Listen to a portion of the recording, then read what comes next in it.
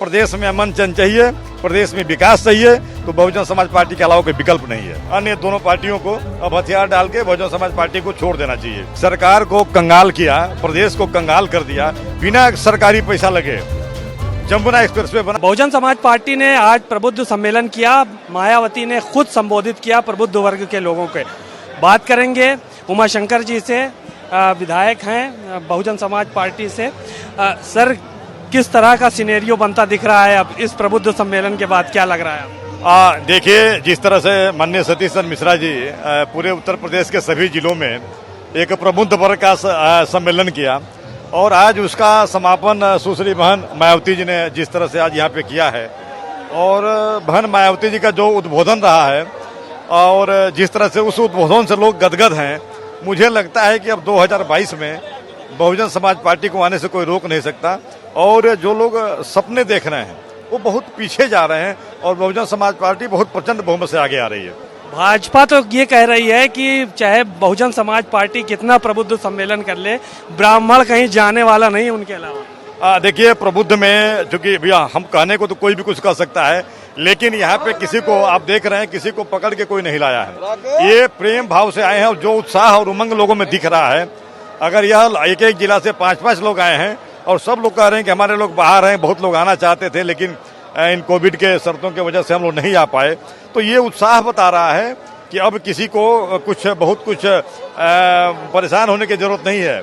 हमको लगता है कि जब सेनाओं में युद्ध होता है, दो सेनाओं में, तो जब एक सेना को लगने लगता है कि अब वो हार रही है, तो मुझे भी लगता है कि अन्य दोनों पार्टियों को अब हथियार डाल के बहुजन समाज पार्टी को छोड़ देना चाहिए। लेकिन ये देखा जा रहा है कि कांग्रेस पार्टी भी लगातार संघर्ष कर रही है और कहीं ना कहीं बहन जी टारगेट जो है वो कांग्रेस और बीजेपी को दोनों को कर रही हैं। क्या उत्तर प्रदेश में कांग्रेस का भी कहीं ना कहीं जनाधार बढ़ता दिख रहा है? नहीं, बहन जी का टारगेट करने का उद्देश्य ये होता है कि चूंकि 70 सालों से जो कांग्रेस ने जिस तरह से उत्तर प्रदेश राज्य में राज्य करके सरकार को कंगाल किया, प्रदेश को कंगाल कर दिया, तो उसको भी लाना जरूरी होता है कि हम अगर और फिर हम अपने 4 साल के कार्यकाल के 4 बार के कार्यकाल को गिनाना भी आवश्यक होता है। जब 4 बार का कार्यकाल हम गिनाएंगे और उस समय का हम दिखाएंगे विकास, उस विकास को तभी लोग तुलना कर पाएंगे। अब आप देख लीजिए, पूरे उत्तर प्रदेश में आप देख लीजिए, पूरे उत्तर प्रदेश में किसी भी जिले में जाकर देखिए, लखनऊ में देखिए, जो विकास अगर दिखेगा तो वो बहुजन समाज पार्टी द्वारा, बहन सुश्री मायावती जी द्वारा कराया हुआ विकास है। एक एक ले लीजिए, लोग एक्सप्रेसवे की बात करते हैं, बिना सरकारी पैसा लगे जमुना एक्सप्रेसवे बना है। आज तक पूरे भारत में वैसा एक्सप्रेसवे नहीं बना है। उसी के आगे का पार्ट था आगरा एक्सप्रेसवे, उसको भी देख लीजिए, सरकार का 22,000-25,000 करोड़ रुपया उसमें लगाया गया।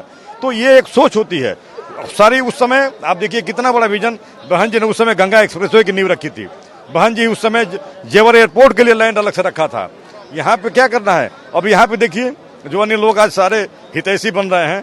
आज जनेश्वर मिश्रा जी के नाम से कुछ बनाए नहीं, मान्यवर कांसीराम के नाम से वह पार्क बना था।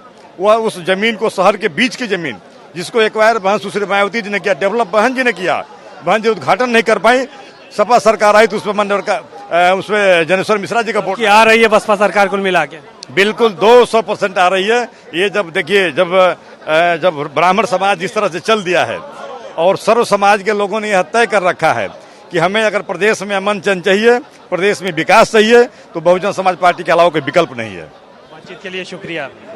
आप सुन रहे थे उमाशंकर जी को, विधायक हैं बहुजन समाज पार्टी से, और उन्होंने साफ तौर पर कहा कि अब की बहुजन समाज पार्टी की सरकार उत्तर प्रदेश में बन रही है क्योंकि ब्राह्मण समाज उनके साथ लगातार आगे बढ़ रहा है। कैमरा पर्सन अरशद के साथ सीमा नकवी, भारत समाचार, लखनऊ।